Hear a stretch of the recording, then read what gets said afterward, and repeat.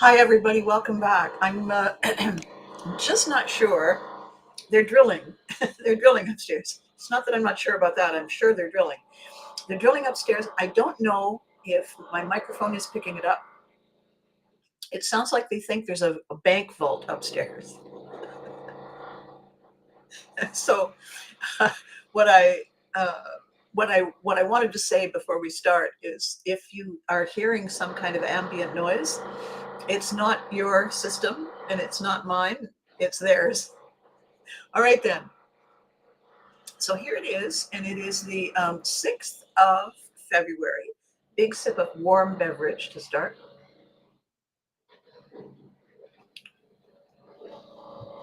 Some amazing things are happening these days. Before I get onto the theme today, and the theme today, by the way, is synchronicity. It is all the stuff that we do without thinking that keeps us aligned with people, that keeps us in step without even realizing it. I'll get to it in just a second. But the first thing I wanted to say before I go there is how exciting it is that all these people from all the different LinkedIn groups that I've been welcoming. Good morning, Chris. Good morning. All these people from the LinkedIn groups that I've been reaching out to and saying, "Hey, check out my," they're starting to respond. And what I love about LinkedIn, in the way that it's different from all these other fabulous platforms, is how many of them are very specifically business people. They're very specifically using a social media platform to connect in ways that are part and parcel of what they do for a living. All these others are connecting us in ways that help us talk about what we do, sometimes also for a living. So when I suddenly realized I was missing that window, I said to myself, well, that's pretty crazy. Here I am, a businesswoman. And so anyway, a big shout out to you guys who are starting to watch. Thank you very, very much. And if some of you are watching and saying, who is this woman and what is this about? I have to tell you that I was at the post office yesterday,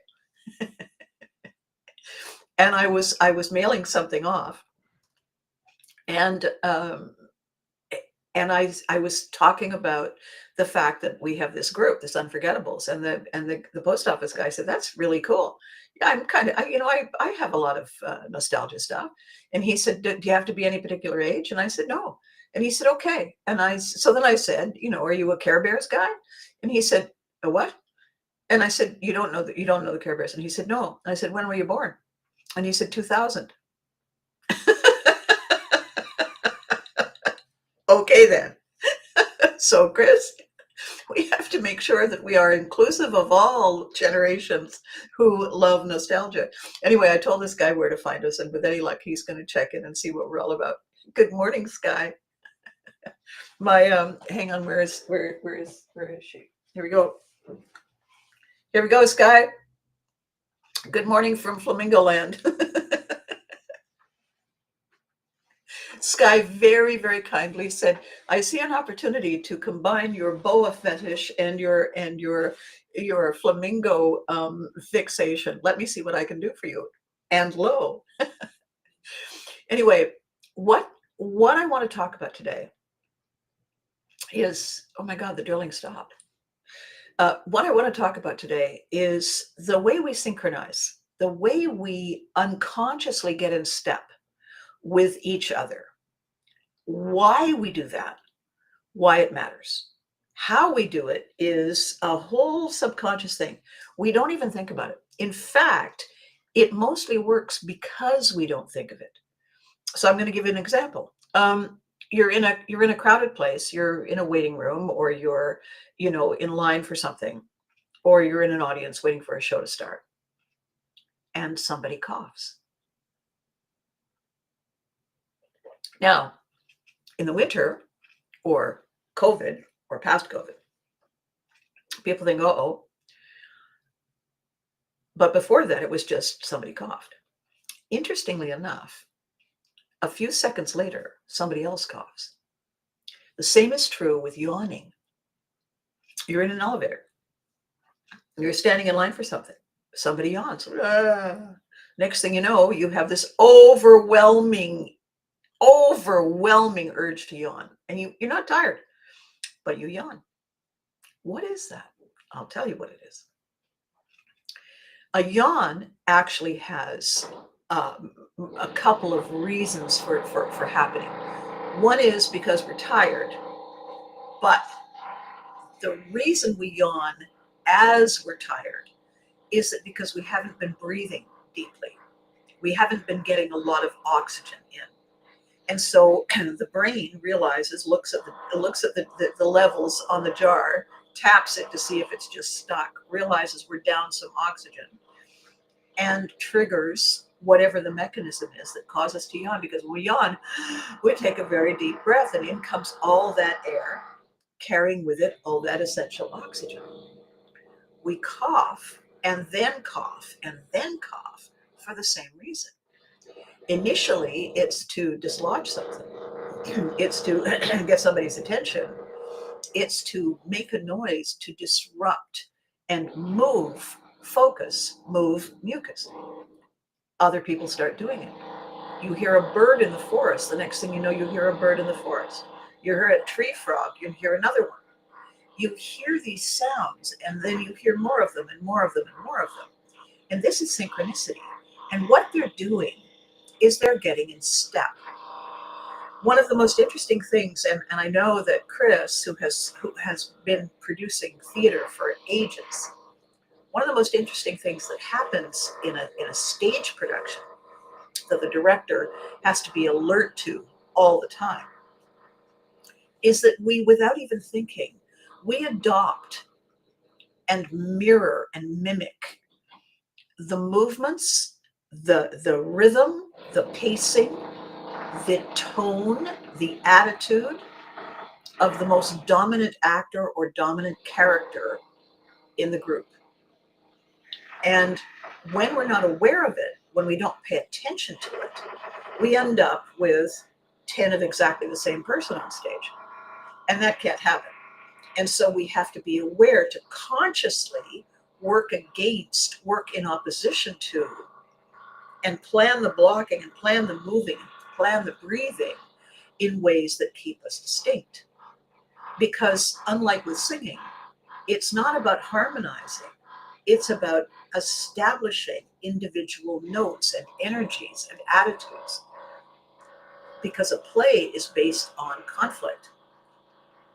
The plot is driven by conflict. And conflict can only happen when people and processes and purposes are not aligned. So when we find ourselves automatically copying somebody, when you first go to school, you come home, your parents notice that you're behaving differently. That's because you've looked, without realizing it, you've looked at the most confident, dominant kid or the teacher, and you've started to act like them. Why? It's not that you're intentionally copying them. It's not that you're intentionally mirroring them. It's that in the old days of tribal living, you want to be similar so that the predators can't tell you apart. You don't want to be the one that looks like the weakest one in the group, because that's the one the predators will try to catch. That's the easy catch, right? So what we all try to do is look alike. We all have the same similar markings. We all just stand together and then you can't see us. You've seen these amazing camouflage pictures of an owl against tree bark and you can't see. There's one I saw the other day. There's a picture and it's just a tree. The next one, it's the same picture, but the owl had opened his eyes and you think, oh, and then all of a sudden you can see the owl. And so one of the things that is happening all the time, not just now, is that we are adapting, adopting, and applying the most predominant conversation threads that we are seeing on social media. If there is I posted yesterday when I realized that there's an ice storm coming for the mid and east parts of the US. I saw the image and I posted it and I said, hey guys, it looks like you might be getting some ice and snow tomorrow. If it's an ice storm, you get the ice on trees hit the wires and you have no power. So make sure you charge all your tech stuff, right? Make sure you've got water. And then if you have to travel, be very, very careful on the roads because there's very little traction if there's ice on the roads. So the comments that I got naturally were in response to that. Naturally, we're saying, oh, I'm this and oh, I'm that, because everybody was responding to the heads up. What's interesting is when you see people unconsciously copy something, the way you say it, the way you do it. You see it, you think, oh, that's very cool. That's really cool. It's become part of the way they think too. How awesome. So the conversation that I wanted to have today is about the other part. And the other part of this synchronicity, the other part of the unconscious um, um, group mentality, tribe movement, herd mentality, herd, stick together for safety, driver that's in the back of our head long before we decided we were walking upright, and we had different parts of our brain that could tell us which earrings we should wear to go with which outfit today. We are also seeing people getting on bandwagons and saying things without thinking. They're copying, they're not copying and pasting, but they're seeing it and they're adopting the attitude. Now, if yawning is contagious, so is yelling. If excitement is contagious, so is fear. If curiosity is contagious, so is exhaustion. And we are very smart. We are very wise. It is our opportunity to pay attention to what we are getting involved with. Now, there's a fine line. If a lot of things are going on, if there is a storm, we need to be talking about storms. We need to be making sure that we check in with our loved ones. A very, very lovely friend of mine posted this morning that she lost her husband yesterday. All of the comments on the thread are about them, about her, about him, about the incredible lives they had together and separately. And everyone was leaning in and saying in the ways that they knew how sorry they were and how present we are for her at any time. No one was tone deaf. No one threw in something argumentative. Nobody was begging to differ. Everyone was sympathetic, and everyone was, this is the word that I think is important, everyone was respectful. So it's a delicate dance that we need to do. And back in October, and before that actually, working with my client Susan a year and a half ago, I said every time there is a major event taking place, all eyes are on the event. That's the point. That's the purpose of social media. It's marketing, it's connection, it's communication, it's alerting everybody to what's going on. It's a measure of safety, and it's also a measure of connection and engagement and productivity. And I said 2024 has the potential to offer some challenges. As we work on your brand messaging, we need to keep that in mind. We don't stop doing what we're doing, but we become conscious of what else is going on. We become conscious of the ways that other people will be feeling. We can't expect people to have really great attention spans if they're really, really distracted by something that either excites them or worries them. So we therefore have to consider the way we message, keep it more pointed, keep it more focused, keep it simpler so that we can still attract their attention. Find different ways to talk about it that make sense when people are distracted. Speaking of distracted. So one of the things that happens every year, all the time, regardless, is that in the northern climates, we don't have some of the foods that are available to us in the summer months when it's winter. We therefore, if we crave those things, we therefore, good morning. Hi, Freddie. Do it's Freddie, you've threatened to ask me a question in the group. I'm waiting for you to ask. So if, for instance, we suddenly have a craving for watermelon and it's February, it means that we're going to buy watermelon that has come to us from a distance. And it means that we're going to pay more for it because it costs more to get it here. All right, so we are aware that we are going to indulge ourselves in a delicacy. And if we can afford that indulgence, then we will savor it all the more. If we feel like having a barbecue and we can't do it outside because there's 3 feet of snow on top of the barbecue, then we can go to a restaurant where they serve barbecue and we pay for the privilege of being able to do that if we have that craving. So in the ebb and flow of what is available to us and what is not available to us, we make strategic decisions. And when Chris and I were talking, and Susan and I earlier than that were talking, I said, I have a feeling that we need to provide an off ramp and on ramp on the highway of whichever way we're going.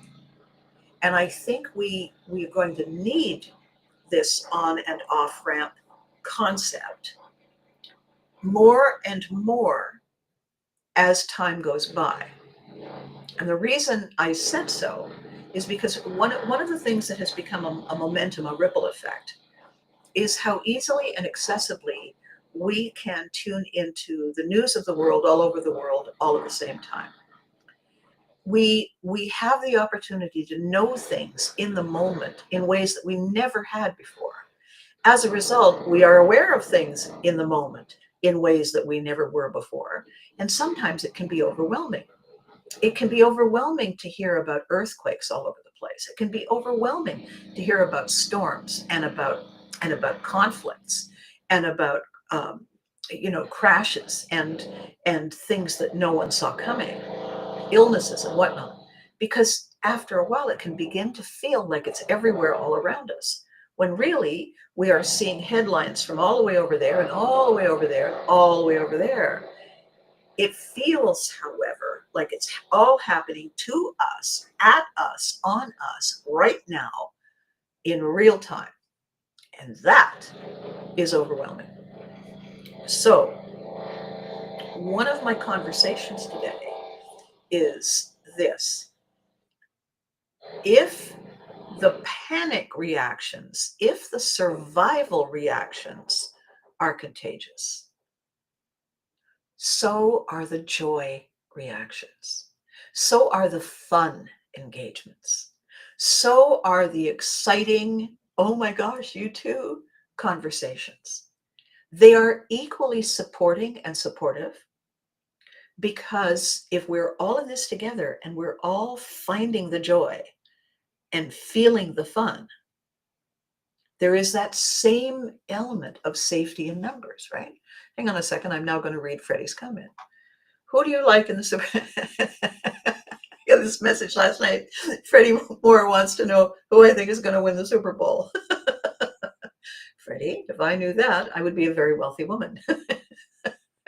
And we would all be flocking to me for an entirely other series of reasons. So here's who I like in the Super Bowl. And this is one of the stories that has come to us as a result of headlines and all kinds of lovely synchronistic things going on. Who I like in the Super Bowl more than anything right now is the awesome, just hell yeah, brother duo of the Kelsey brothers, of Jason and Travis Kelsey, whose teams are each engaged this year, who love each other, love their sport, love the opportunity to talk about their nostalgia, their memorabilia, their trivia. Their podcast is one of the most popular. Why? Because it's fun. It's not argumentative. It's not fear stoking. It's two guys raised with good values, personally, professionally, familially. They honor the game. They care about each other. They are there for each other. Their parents, my gosh, what they imagine putting one kid through a sports to get where he wanted to go. Imagine putting two of them through. Oh my God. Seeing that family dynamic in this day and age, seeing how they like each other, they love each other, they spar with each other, they take no prisoners with each other, and they infect everyone around them with that same spirit. Their let's do this is as contagious. This is the joy side of the conversation. Who I like in the Super Bowl this time, good morning, Charles. Who I like, Chiefs and Eagles, both are facing front, leaning in, pointing to the sky, spiking their ball because they can, because it matters, because it brings them all the good stuff. How hard it was for Jason to retire, knowing why, knowing that it was the right time. If any of us have followed football, we've followed his tough decision. We saw all the people getting behind him, the entire family excited and amazed and thrilled and eager and curious about Travis's what if outreach to an impossible possibility and wonder of wonders. The impossibility became not only possible, but true. This is the stuff of the best Hollywood movies. This is the stuff of joy and laughter and legend. And I think that for this year, for 2025, you couldn't get a better storyline than these two brothers and these two teams coming together in combat, virtual combat, vicarious combat, to celebrate an amazing game. I'm thrilled that they're both there. I have no clue. I have never played football. I have never seen a football playbook. And therefore, I don't have insights of any kind whatsoever. And as I said at the beginning, if I did, I'd be a wealthy woman. So I'm as excited as anybody to see what happens before the game, during the game, after the game. I'm excited that this is not a distraction. This is an attraction that is giving us permission and power to say, let's watch that instead of something unproductive. Let's do something that benefits. Let's do something that breaks out smiles. One of the conversations that I've been having in the last few days that is of importance, and I'm seeing it played out, and I know that it's part of my life, and it's certainly part of the people who are on my team, and that is in times of difficulty, whether it's weather related or it's culturally or socially or any kind of related. People who are in the entertainment business have two opportunities. One is to step in and give people welcome relief, give people a distraction that can allow them to breathe. Take a deep breath, step back, look at the big picture, not the narrow focused, oh my gosh, oh my gosh, oh my gosh.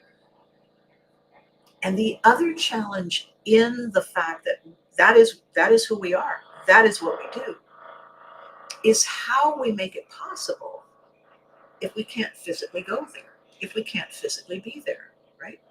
During COVID, how on earth were we staging our public events? How were we doing concerts? Were we doing events that normally had people in attendance? That was a very interesting challenge, right?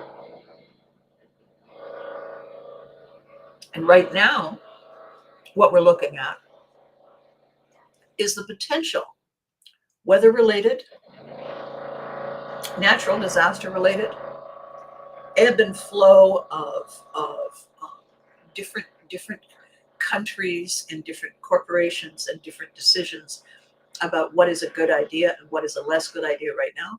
Travel, if I can get on the plane, that's great. But what if the plane is grounded? I can't do my concert in a plane on the tarmac. What do we do?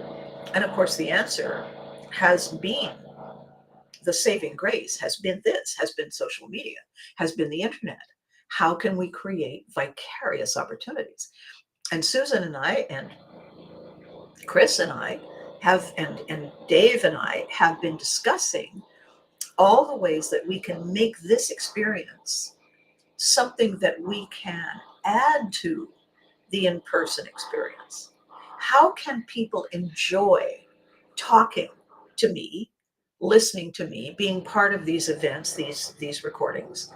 How can I do an interview with somebody if I'm not standing next to them?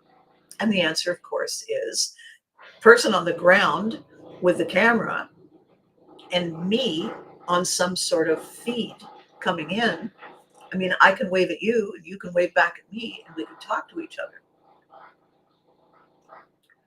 So what we are looking for, what we are looking at right now, is an opportunity to breathe, an opportunity rather than to get caught up in and allowing the contagious elements of yawning and sneezing and coughing and yelling to take center stage.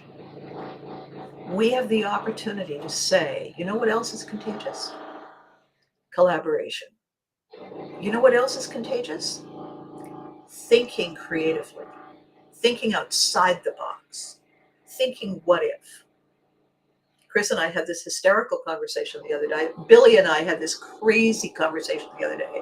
We're talking about ADHD and not merely the medical diagnosis, but the behavior, the fact that people aren't paying attention, the fact that people are trying to multitask and they're not really paying attention to any of the things they're trying to juggle. There are more flaming chainsaws falling out of the sky than being caught right now because people are trying to take on more than they're capable of. So what I was talking about yesterday, and I want this to be contagious for us, for all of us, every single one of us involved in this video. I want us to focus on what is the real priority. What is it that really matters? What is it that brings joy, that connects us, that gives us that shot in the arm, that virtual hug, that go get 'em, you got this, we got you. What is it that we have? Right before the video, I sent Chris a big message and I said, before I forget, popped out of my head, it just came back and I'm not going to let it go again. We need, if you're listening, if you're watching, among the unforgettables, among the people on Facebook, among the people in 70s and 80s memory lane and all the LinkedIn groups, do you know people who love unforgettable things, nostalgia? Do you know people who are cosplayers? Do you know people who craft the costumes, who brilliantly make the special effects, the weapons, the sets, the tchotchke? Do you know these people? Are you one of these people? Then you need to join We Are the Unforgettables and you need to be part of our group, and you need to be saying, hey guys, I just joined. I saw Abby's video. I'm this. I do this. Does anybody else? And we want you to share the pictures, and we want you to share the stories, because that's what makes our little group on Facebook different. We are very interactive. We are sharing and liking and saying, oh my gosh, I forgot all about that. I'm going to go and check that out right now. We need the cosplayers. We need the cosplay creators, fabricators, stagers. We need the gamers. We need the people who tell us why they love which platform to perform and help them play and engage and learn and grow globally. Because we, not just the unforgettables, we are global kids. We are global. We've never forgotten the first time we connected with somebody way over there to do whatever this is. That's unforgettable. We are unforgettable. The stories, the memories, the games, the events, the showing up, the contests, that's us. That is what we can point to, look at, and say, this is how we are contagious. This is how we shape and form and drive our connections. I'm just, when I look away, it's because somebody has said something. So Freddie's saying, yes, they did play before. And this one, Chris was saying, we're going to be on Skype or an iPad. Perfect, perfect. Chris is going to carry me around under one arm. It's going to be the only time in his life when he. The whole idea is we have the technology, and among us, we have the people who have the faintest idea how it works. That would not be me. And we have the opportunity to say, yes, that's an issue. You're right. Meanwhile, I'm doing this. See, there's an ice storm, right? Ice and snowstorm chorking its way across the mid and the east United States. And it's going to drop a bunch of stuff, right? You know what I have in my office? Tulips. Why? Because they're cheerful. Because they represent spring. I know there's a storm. I know it's snowing outside. That's why I have the blinds closed. Do I need to look at the snow? No, I've seen it before. I grasp how it works. We understand the technology. We are not interested in watching it again, because watching it snow and watching the streets get all glunky is sad. Looking at bright tulips is happy. And I'm going for happy. So, a little bit of a ramble, back on track. Today is Thursday. Thursday, day of the week, was originally named after the Viking god Thor. Thor had a hammer. So do I. It's behind me. His hammer was raised to protect and defend. So is mine. We all have an internal Thor hammer. We all have an opportunity to say, if you are bringing down my day, if you are limiting my options, my joy, my desire to engage and play, I'm going to do this. I'm going to draw a heart-shaped line in the sand, and I'm going to love you from afar, because I choose not to be affected, infected by negativity. I choose to be alert and aware, and I choose the energy and the emotion and the intention and the purpose and the drive that works for me, that elevates me, that makes me happy. Now, Charles, you're saying it's been a crazy time for you and Kat. I'm sorry. I hope everything is going to be okay. It's probably weather related because of all of the craziness that you guys aren't prepared for. No,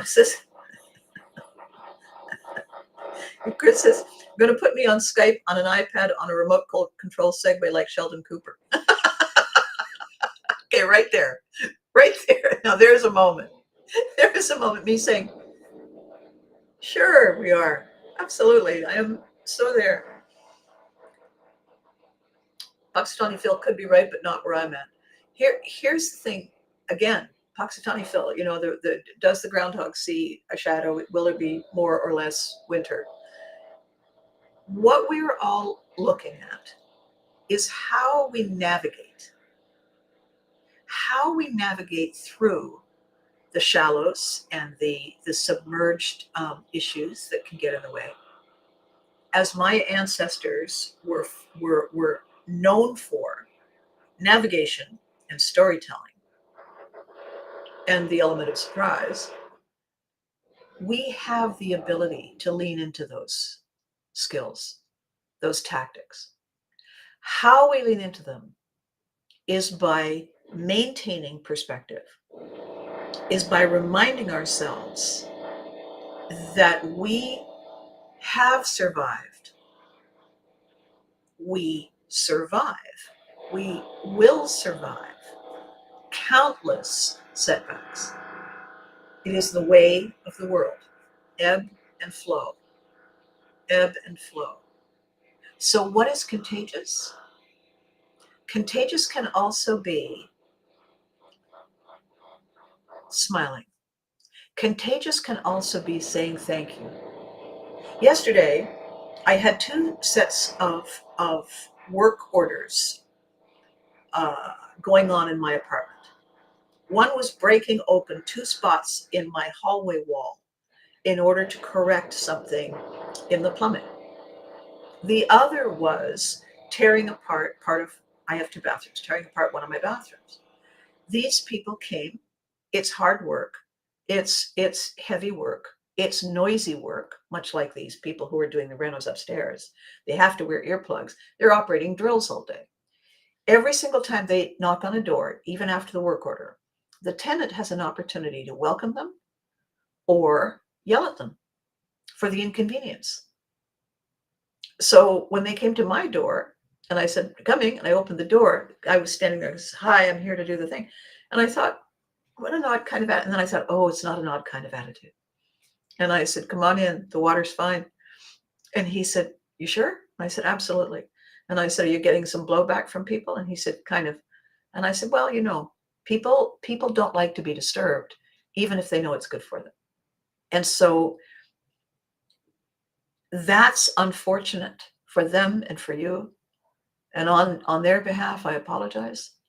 Come on in, take care of it. Show me what you're doing. So in closing today, it's not going to be a long video because there's so much going on. And I know that if you're taking the time to watch, you probably have one eye on the 3 or 4 or 73 other things that you need to be doing. Here's what is contagious. The small yappy dog syndrome is contagious. When you see a small yappy dog that in no way could defend itself, what it does is it tries to sound big. And what it does is it starts making those noises before there is an actual threat. Why? Because it makes everybody put a distance between us and them. And we've all known people like that. I've known people like that who the minute they're getting ready to leave the house, before they've actually even got their hand on the door, they're already snarping. They're already kvetching. What are you doing? Well, I'm just saying, that's not. And the first time I realized what it was with this one particular person, I said, okay, here's a thought. There are 2 vehicles in the driveway.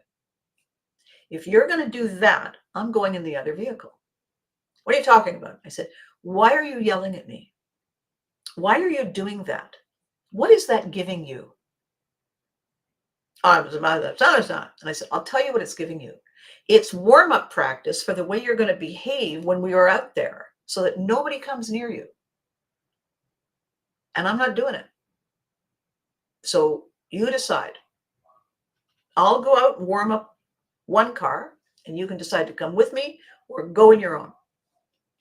But if you're in my car, you're not making that noise and you're not using that attitude. I didn't earn it. And I walked away. And when I walked away and I got in the car and I thought, wow, that's the first time I saw what that behavior was.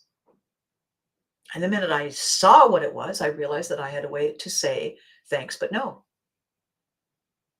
Did it work? Sort of. I mean, a lifetime of habit is hard to break. You have to provide another habit in order to help them break it. Are we engaging in small yappy dog syndrome for a reason? Is there an actual threat? Now, when I posted yesterday, hey guys, here's a weather heads up. It looks like there might be ice and snow in your area. I wasn't going, rah, rah, rah, rah, rah, rah. I was saying, just a heads up. Don't forget to charge your tech stuff. If you have to travel, be careful. That's just a heads up. That's an alert. I did not snarble and snipe and kvetch for the rest of the day about the weather. Because, by the way, I live in Canada, and oh, by the way, it's February. So, you know what we have in the winter? Winter. So occasionally we have glimpses of something else, but mostly in the winter we have winter. Get used to it. So, what is contagious? Is yawning contagious? Yes. Why? Because it is a holdover as a survival mechanism. And oh, by the way, it works. We do get more oxygen. Our body is more effective. We are healthier. Therefore, the likelihood is yawning will persist. Is yelling contagious? Absolutely. Absolutely. Pointing fingers is contagious for the same reason. Herd of animals calmly munching on grass. One starts making its noise because there's a predator coming. They're all going to make the noise because a predator is coming. The animals at the back don't know if it's a predator. They're just making the noise because everybody's making the noise. So if someone around you has suddenly channeled small yappy dog, it's important to me, to you, to the people around you, the people who love you, to find out why, to find out if it is a threat, to find out if it's just something that is bothering that person. Because yelling is also a stalling tactic. While we're yelling, we're not doing anything about the problem. We are being victims. We are simply making sound and fury signifying nothing. So the unforgettables exists to give us an off-ramp, to invite us to come in, the water's fine, to check out the fun things that make us smile. Even if the person we're talking to is 20 years old and never heard of anything I've ever done. I said, when were you born? He said, 2000. And I said, well, that's annoying. He was so surprised. He said, I've never heard it called that. And I said, no, I'm I'm trying to get used to it. So we have to come up with a whole new category of nostalgia for you. So Chris, make a note. We need to have nostalgia for people who are what, 5? Oh no, wait, 25. Okay, we need that category. 2000. Me. Oh yeah. So in closing, I said it wasn't going to be long and now it's long. In closing, I want to say this. How we do what we do, how we are who we are, how we choose to walk or waltz into and out of a room, All of these things are vast gifts that we possess. We have the option every minute of every day to claim them and celebrate them, or kick them to the curb and sink to the lowest, smallest level and ruin our day and the day of everyone around us. There will always be influences like that. There will always be individuals who have chosen this over that. And we have options. Yawning is contagious. Yelling is contagious. Yes-ing is contagious. Thinking is also contagious. Weighing options is also contagious. Joy and laughter and sharing and hugging, equally so. And the choice we make is ours to take. This is the function of pivotry in motion. This is our brain saying, I can go this way, I can go this way, or, oh, look over there, I can go that way. We can reset our priorities, reset our moods and attitudes, and choose the path of joy rather than the path of least resistance. Right? Right. So 2 things before I go. Mjolnir is the name of Thor's hammer. Well, of course it is. Of course it is. Thank you, Freddie. Freddie knows all this really cool stuff. So before I go, I want to talk about a couple of things that are coming up. Chris and I are looking at this platform that allows us to do stuff, in much the same way that gamers game. And we're looking at doing an interactive set of conversations about things, discussing and debating and weighing in and, inviting people who have great behind the scenes backstage stories to discuss, did you have any idea how this happened?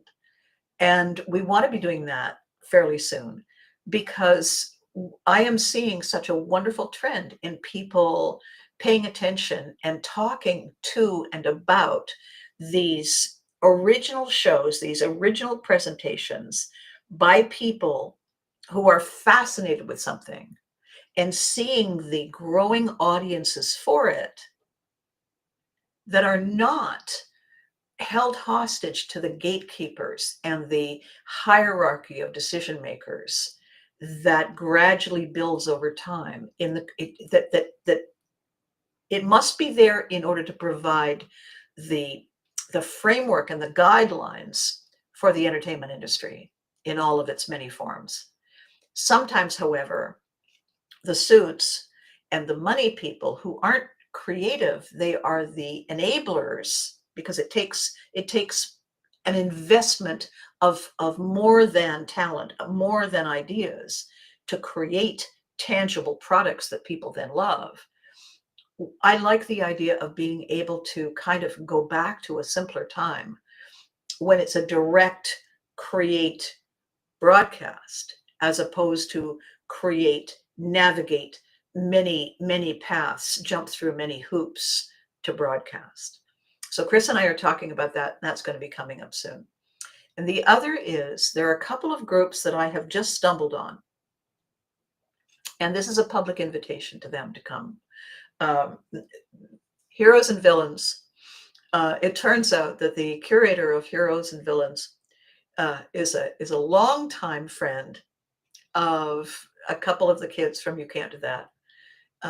Came to watch the shows, hung out at the studio, and we connected beautifully because of a thread that had to do with the show that someone tagged me on.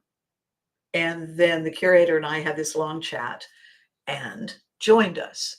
So I want to officially welcome not only the person, but the group. Heroes and Villains is now checking us out on a regular basis. And in the spirit of cooperation and connection and engagement, I invite us all to go and check out what they're doing, because they also have collectible stuff that they sell online. And it looks like a really great opportunity. So big shout out to one of my almost children.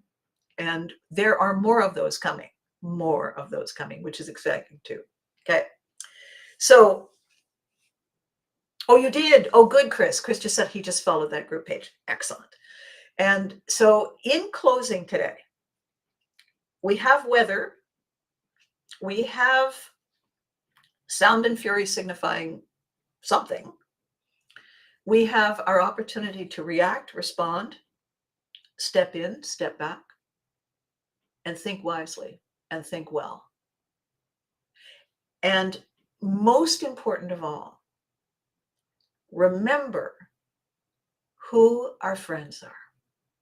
Remember who the people are who have always been there. Remember the long term and the deep layers of our connections with our friends. Think twice before listening to rhetoric that claims otherwise. Friendship is a real thing. Connection is a real thing. Angry rhetoric is temporary and dividing and painful and scary. So take a deep breath. We're here together. We're in this together. I have never been able to find the words to thank you enough for watching these videos, for being with me on this journey. Episode 330, and you've been with me every step of the way. It's just amazing and so cool. So as we close, remember the drill. Be good to you. You deserve it. Be good to the people who care for you. They deserve it. Give them the benefit of the doubt. Ask them, instead of what's wrong with you, ask them, are you okay?